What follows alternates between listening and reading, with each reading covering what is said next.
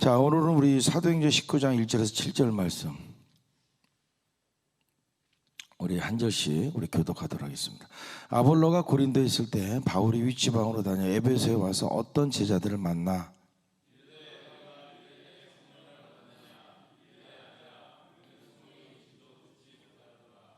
바울이 이르되 그러면 너희가 무슨 세례를 받았느냐 대답하되 요한의 세례니라.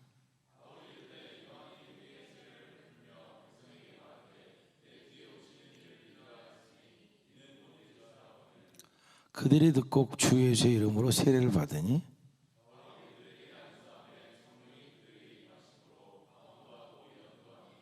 모두 12사람쯤 되니라. 아멘. 예, 본격적으로 바울의 선교가 시작되었습니다. 그래서 놀라운 복음의 능력, 특별히 저는 택한 나의 그릇이다. 하나님께 택한 나의 그릇이다. 그래서 임금들과 이방인들과 하나님께 말씀을 전하는 사도로서 진짜 여러분들 사도행전 읽어보면 우리가 이렇게 그냥 읽으면 그런데 그 안으로 들어가서 마치 내가 주인공 또 옆에 있는 사람처럼 생각하다 보면 굉장히 가슴 뛰는 그런 내용들이 많이 나옵니다. 그리고 선교 시즌을 맞이하는 우리 넘치는 교회 성도들에게도 굉장한 의미가 있다고 저는 생각을 합니다. 특별히 그래서 우리가 이제 오늘 18일째인데요. 나누면서 성령에 대해서 또 성령의 사역에 대해서 나누고 있습니다. 그래서 어제까지 우리가 바울, 또 스데반, 빌립 이렇게 얘기를 나눴죠. 오늘 우리가 어떤 사람의 사역이 아니라 좀 색다른 것을 한번 좀 나눠보고자 합니다. 본문 우리 잠깐 한번 짧게 훑어보고 에베소에 갔습니다. 그래서 에베소에 3차 전도 여행을 갔는데 세 번째 소아시아 지방 에베소 교회는 여러분들 계시록에도 나오죠, 그죠? 계시록에 나오던 7개의 교회 중에서 가장 먼저 세워진 교회입니다. 소아시아 지방에. 자, 그러면서 중요한 게 뭐라 하면 너희가 믿을 때 성령을 받았느냐? 너희들 성령 받았니? 이렇게 물어본 거 같더니 우리는 성령 계신도 듣지 못하노라. 그러면서 3절 가보세요. 그럼 너희가 무슨 세례 받았니? 저도 요한의 세례 받았는데요. 그래? 그래서 아니야, 예수님의 세례를 받아야 돼. 그렇게 얘기하고 5절에 보니까 예수님 이름으로 세례를 줍니다. 그때는 어떤 일이 벌어지냐? 성령이 그들에게 임하고 방언하고 예언도 합니다. 그래서 혹자는 이 내용을 이렇게 얘기합니다. 에베소의 오순절이다. 에베소의 성령 강림 사건이다. 이렇게 얘기를 합니다. 내가 나에 또 12사람쯤 모였다. 이런 내용입니다. 그러니까 에베소 교인들이 성령에 관해서 전혀 알지를 못했던 거예요. 여러분들 그 당시에는 이제 성령이 임하시고 얼마 안 됐으니까 모르는 것도 우리가 이해가 됩니다. 성경이 완전히 구비된 것도 아니고. 그래서 성령에 대해서 몰랐어요. 그래서 바울이 진짜 세례 받은 대로 예수님 이름으로 세례를 줍니다. 그리고 세례를 줬더니 우리 마가다락방에 있었던 오순절 성령 강림 사건처럼 비슷한 사건들이 일어난 거예요. 그래서 여러분들 온천하다니면 만면의 복음을 좀 봐라, 그러죠? 나를 믿는 자는 뭐라고요? 방언도 하고, 그죠? 귀신도 쫓아내고. 그런 것처럼 이제 앞으로 벌어질 일들에 대해서 얘기한 것들에 대해서 실제로 이루어지는 것입니다. 그리고 이제 바울은 계속해서 다이나믹한 전도행을 합니다. 오늘 우리가 함께 주목할 말씀은 2절 3절 말씀이에요. 우리 다시 한번 읽어보고 나눠보요. 2절 3절 있습니다. 시작. 이르되 너희가 믿을 때 성령을 받았느냐? 이르되 아니라 우리는 성령이 계심을 듣지도 못하였노라. 바울이 이르되 그러면 너희가 무슨 세례를 받았느냐? 대답하되 요한의 세례니라. 이렇게 말합니다. 물어봤어요, 그죠? 왜냐면 바울이 가만 보니까 에베소 교인들이 약간 좀 이상했던 것 같아요, 그죠? 이유는 뭐가 있겠죠? 그럼 갑자기 물어봤겠죠. 야, 너희들 성령 받았어? 그러니까 그게 뭐예요? 저는 그런 거 저희들은 모르는데요. 그렇게 대답했어요. 그랬더니 야, 그러면 너희가 무슨 세례 받았어? 저희들 요한의 세례 받았는데요. 여러분들 사도 요한은 여러분들 예수님이 주의 길을 예배하라 하면서 세례를 줬습니다. 그리고 예수님도 세례 요한한테 세례를 받았죠. 신학적으로 상당히 논란이 있는 구절입니다. 예를 들면 여러분들 요한의 세례 받았는데 또 세례를 받는다. 그래서 재세례파라는 그런 잘못된 것들이 나오기도 했었고, 역사적으로 보면 그리고 이 부분에 있어서 약간의 논란도 있긴 합니다. 예를 들면 성령 세례를 받아야 되는 거 아니냐, 구원받은 이후에 여러 가지 얘기도 하기도 합니다. 여간은 저 사람들이 이 시간에 그런 신학적인 논쟁을 하는 게 아니라 그것을 뒤로 하고 중요한 것은 성령과 함께 해야 된다. 이것이 가장 중요하다는 것을 우리가 이해하면 됩니다. 근데 이건 알아야 돼요. 요한의 세례와 예수님의 세례를 우리가 비교할 줄은 알아야 되죠. 그죠? 그러니까 요한의 세례는 뭡니까? 물세례죠. 그죠? 물세례. 근데 요한은 뭐라 그랬어요? 주의 길을 예배하는 자. 메뚜기가 석청을 먹고, 그죠? 낙타 털어서 이렇게 허리띠를 삐고 광야에서 회개하라. 정국이 가까이 왔다 하면서 예수님이 오시는 길을 예배하는 자였습니다. 예수님이 오시는 길을. 그러면서 예수님이 오실 때 나는 그의 흰을, 그 신끈을 풀기도 나는 합당하지 않은 사람이다. 그래서 여러분들 우리가 이 세례 요한을 얘기할 때 우리가 많은 목회자들이나 성도들이 진짜 세례 요한 같은 사람이 된다 이렇게 뭐 얘기도 하기도 하지 않습니까? 근데 여러분 마가복음 1장 8절에 보면 정확하게 요한의 세례와 그 다음에 예수님의 세례의 차이점을 얘기합니다. 나는 너에게 물로 세례를 베풀었거니와 그는 너에게 성령으로 세례를 베푸시리라. 아주 정확하게 얘기를 하고 있습니다.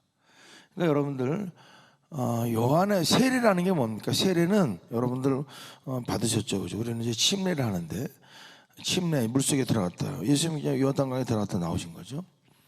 그러니까 침례를 하는데 여러분들 어떻게 합니까? 침례할 때 보면 물속으로 들어갔다가 이렇게 나오잖아요, 그죠? 그러니까 들어간다는 것은 뭡니까? 예수님과 함께 내가 죽는다는 것을 의미합니다. 그래서 나의 육신의 정욕과 모든 죄악이 완전히 예수님과 함께 죽어지고, 그리고 다시 3일 만에 부활하신 예수님처럼 내가 다시 물 밖으로 나온 거야. 새 생명으로 내가 이제 예수님 믿고 살아갑니다 라는 것들을 공동체의 모든 사람들에게 표현하는 겁니다. 그러니까 물 세례를 받았다고 구원받는 게 아니에요. 그러니까 구원받은 자들은 또 세례를 안 받으면 그러면 구원 못 받는 거냐? 그것도 아닙니다. 그러니까 세례는 표징입니다. 이렇게 보여주는 겁니다. 같이 공동체에서. 그래서 실제로 이렇게 들어가서 죽고 내가 주님과 함께 다시 살아납니다 라는 것을 이렇게 표현해 주는 거죠. 그래서 요한은 물로만 세례를 줬어요. 그리고 요한은 예수님이 아니잖아요. 그러니까 우리가 요한과 함께 죽는 게 아니잖아요, 그죠? 예수님과 함께 죽고 다시 부활하고 살아나는 거 아닙니까? 새 생명으로. 그러니까 실제적으로 예수님의 세례를 받아야 되는 겁니다. 그래서 그 예수님의 세례를 받을 때 뭐라 그랬어요? 너에게 성령으로 세례를 베푸시라 얘기한 겁니다. 그래서 사도 바울이 설명을 해준 거예요. 그러니까 어떻게 보면 에베소에 있는 이 지금 12명쯤 되는 이 제자들이요, 제대로 된 믿음을 갖지 못했다고도 말할 수가 있는 겁니다. 그러니까 그냥 요한이 말하는 물로 세례만 받았고 지금하고 좀 다른 거죠. 초창기니까 잘 몰랐던 거죠. 그런 내용들에 대해서. 또 누가 가르쳐주느냐에 따라서 그 당시에는 또 예를 들면 오순절 마가다락방에 있지 않았으면 모르는 거예요, 그죠?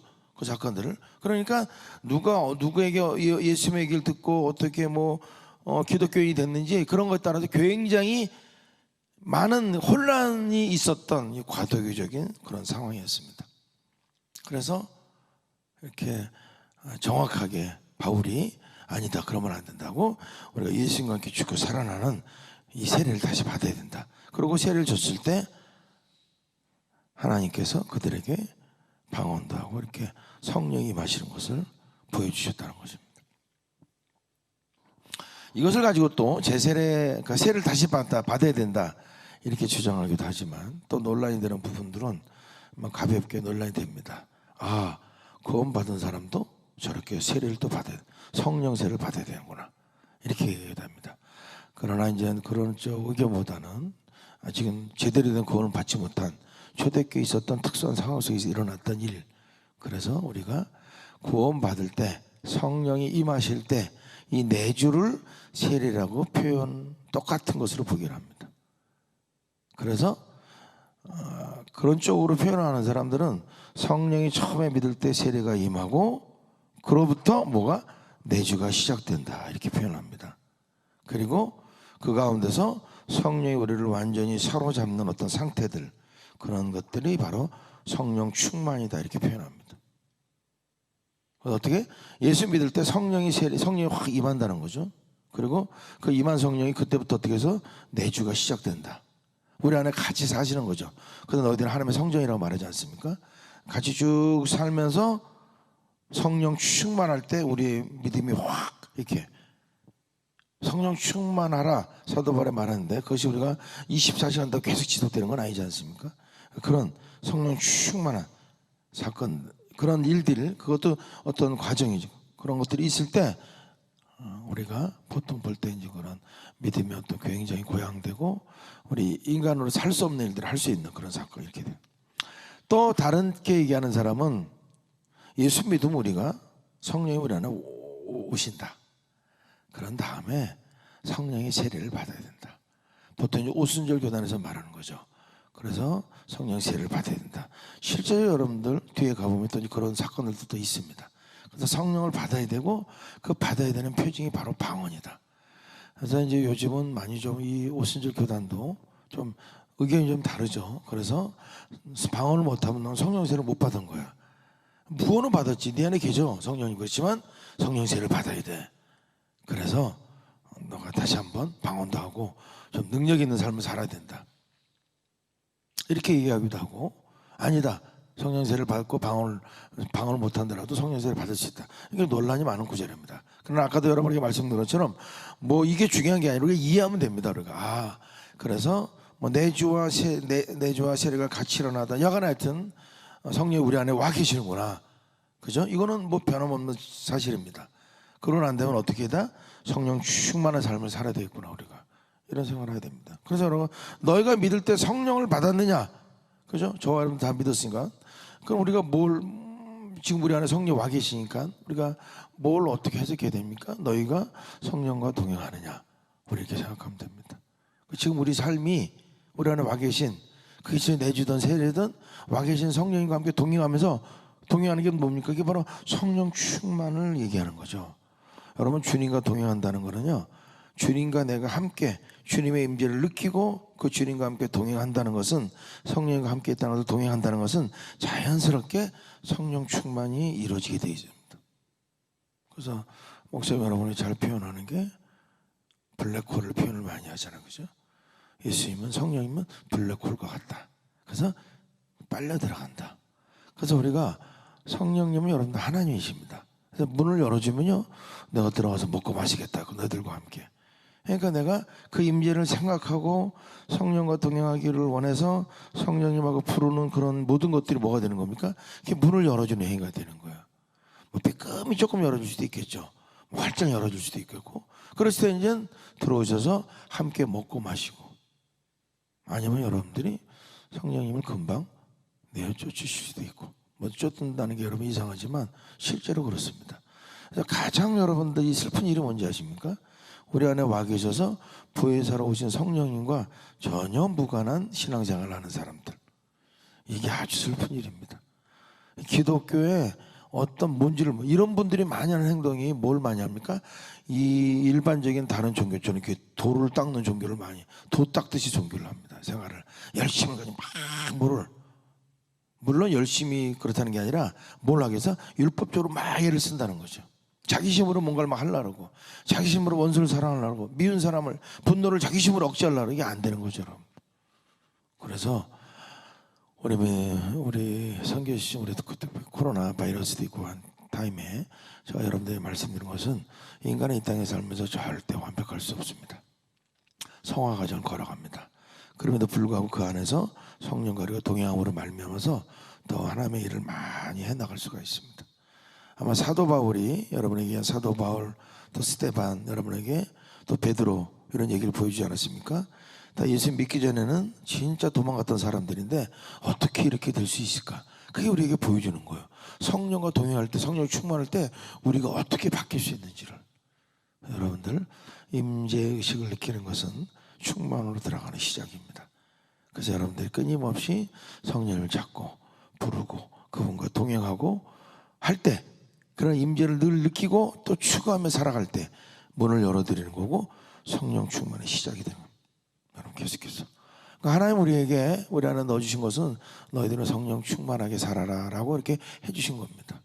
마치 거룩한 우리가 의인이 된 것처럼. 그러나 거룩한 자들께 또 살아야 되지 않습니까? 마찬가지 우리 안에 내주하신다는 것은 성령 충만한 자로 살아가도록 하나님이 이미 만들어 주신 거예요. 근데 우리가 이제 또 선택이 달린 거죠. 성령 충만한 자답게, 거룩한 자답게, 의로운 자답게 살아야 되는 것처럼 성령 충만한 자답게 살아야 되는 것이 저와 여러분이 해야 될 선택입니다. 오늘도 여러분들, 이 에베소 교인들이 성령이 있음을 듣지도 못했다라고 말하는 것처럼 성령과의 동행? 그게 뭐야? 나는 듣지도 못했는데, 이렇게 대답을 하면 안 돼요. 성령과의 동행하면 바로 알고 성령 충만해서 내가 늘 기도하고 애쓴다면 여러분들이 엄청난 복음의 능력, 우리 예수님을 믿는 자들에게 임하는 진정한 복된 소식, 제가 말씀드렸죠. 포도나무 가지 비유는 우리 믿는 자들에게 주시는 강력한 이 복된 소식이다. 이거로부터 모든 것이 이루어질 수가 있습니다. 그런 하루가 되시기를 예수님 이름으로 축원드립니다. 기도하겠습니다. 기도할 때 하나님, 믿을 때 성령을 받았느냐, 이런 것처럼 너희가 매일의 삶에서 성령과 동행하느냐. 아니요, 저는 성령과 동행이요? 그게 뭔 소리인지 아무것도 모르겠는데요. 이런 자 되지 않게 하소서. 성령님을 저쪽에 그냥 놔두시지 않고 늘 모셔드리고 인정하고 환영하고 모시를 의지해서 성령 충만한 삶이 우리가 되게 하여 주옵소서. 우리 주님을 한 번 물어 통성으로 기도합니다.